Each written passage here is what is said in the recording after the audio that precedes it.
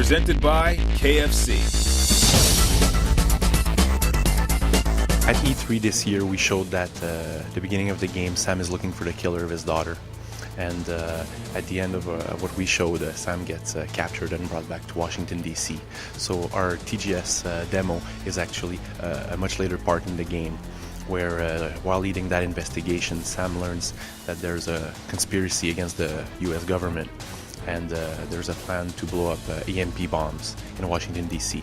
So the map we're showing off right now at TGS is about Sam wanting to disarm one of those bombs.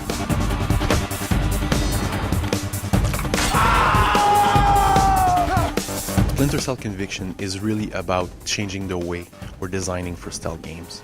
We want to make stealth something that's a lot sexier than before, faster, more fluid, more dynamic. And I think what's interesting is that we are building on the building blocks of the franchise, right? We're still a stealth game. We're still, with Sam, we're still tactical. We still have the gadgets. We're just approaching it a bit differently to make the game like I said, a bit quicker, a bit more fast-paced, but also to put the player really in the shoes of Sam Fisher, right? He is the best in the world, and we want the player to feel that. We want the player to be able to move fast, to be tactical, to really, think about his tactics, and when he's ready, to really, jump out of the shadows and execute his plan. I think there's two main gameplay features that are really interesting and that support what we're doing.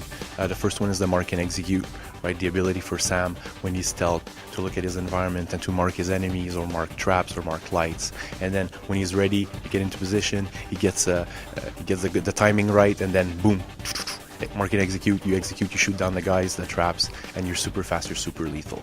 The second feature is the last known position. And that's really about, to me, it's a variation on knocking on a wall or the whistle, right? Except for the action. So when the action starts, the enemy starts shooting at you, and then you can run away, you break the line of sight, and as soon as you do that, we display the silhouette of Sam. And as soon as that's there, it tells you, okay, good job, you've disappeared, the enemies don't know where you are. But also, it tells you where they're going to be focusing, where they're going to be looking for you. So you can use that to flank them, to go around, to get them from behind. I think the most interesting thing with Conviction is that you're going to feel like Sam Fisher. You're going to feel badass. You're going to feel like you're the best stealth agent in the world. You're not going to feel like a grandmother forced to be slow and stuff. You're going to feel like a panther. And that's what Conviction is about. Yes, there is a plan for multiplayer, but we're not talking about it right now. So we're going to be announcing the details of our multiplayer very soon. I think the number one question we got at E3 was, is Sam going to get his goggles back? And then the answer is yes. We're showing it at TGS today. We're showing that we're calling them the sonar goggles, and they give the player the ability to see the enemies through the walls and to mark the enemies through the walls.